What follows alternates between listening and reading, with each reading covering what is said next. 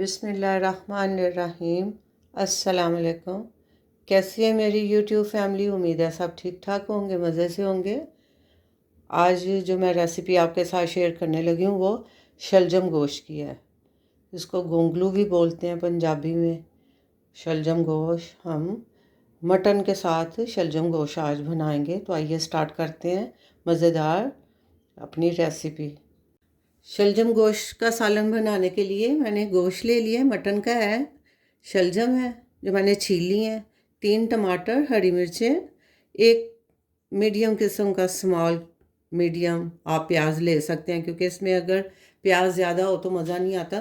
प्याज छोटा ही लेना है। अदरक लहसुन है और ये वाले शलजम थे इस तरह से। आज हम जो शलजम गोश्त बनाने लगे हैं तो वो मैं प्रेशर कुकर में बनाऊंगी। सबसे पहले मैं इसमें ऑयल डाल के प्याज फ्राई कर लेती हूँ।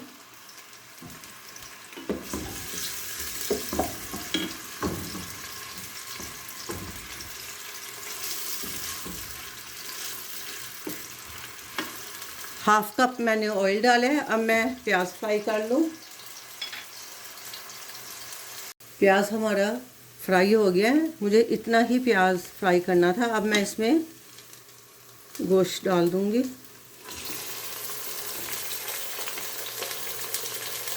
और इसको भी फ्राई कर लेना है आपने गोश्त के साथ। प्याज को साथ साथ फ्राई कर लें, इसलिए इसको ज़्यादा फ्राई नहीं करना होता। तो ये गोश्त के साथ भी फ्राई होगा। 2 टीस्पून मैं इसमें अदरक लहसुन का ये चॉप किया हुआ अदरक लहसुन है, ये भी डाल रही हूँ।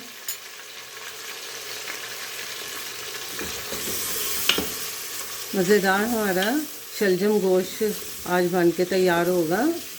शलजम गोश्त मुख्तलिफ़ तरीक़ों से बनाया जाता है। आप मेरे तरीके से शलजम गोश्त पका के खाएं, आपको स्वाद आ जाएगा। इतना मज़े का ये सालन बनता है। आपने एक दफ़ा ज़रूर इस रेसिपी को ट्राई करना है। गोश्त भी हमारा फ्राई हो गया है। इस वक्त अब मैं इसमें मसाले शामिल करूँगी।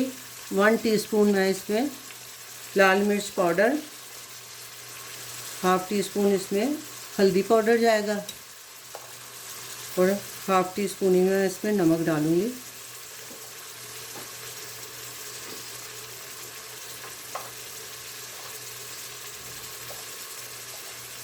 वन टीस्पून, 1.5 टीस्पून इसमें सूखा धनिया पाउडर और 1 टीस्पून इसमें ज़ीरा पाउडर।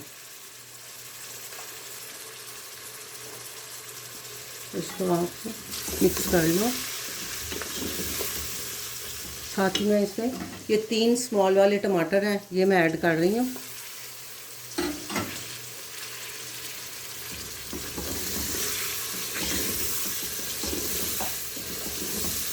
और इसको हमने अच्छी तरह से भून लेना है मसाले को।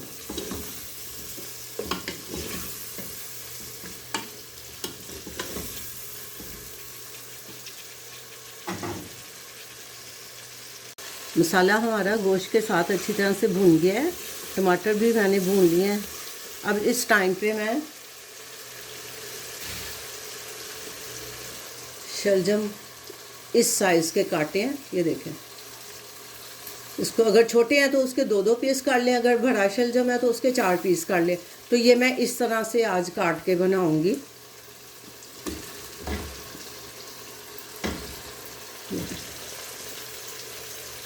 अब हमने शलजम को भी गोश्त के मसाले में अच्छी तरह से भून लेना है।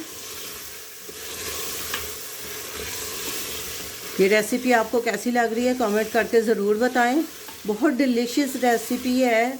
इसका मैं कहती हूँ कि मटन के साथ जो शलजम पक के टेस्ट निकलता है ना, वो कमाल का है। इसका सालन, इसका शोरबा, हम शोरबे वाला सालन बनाएंगे, वेरी टेस्टी, यूनिक रेसिपी है। आप मेरे स्टाइल से एक दफ़ा शलजम गोश्त इस तरह से शोरबे वाला बना के खाएं। आप बार बार इस रेसिपी को ट्राई करेंगे। ज़रूर इसको बनाएं। इसको मैं थोड़ा 5 मिनट मैं इसको भूनूंगी।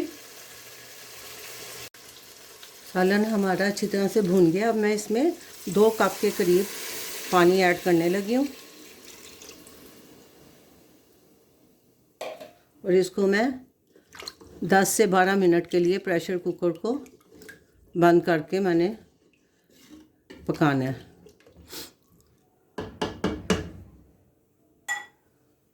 अब जब तक ये पकता है हम मिलते हैं थोड़ी देर बाद। आइए चेक कर लेते हैं, हमारा शलजम गोश्त तैयार हो गया है।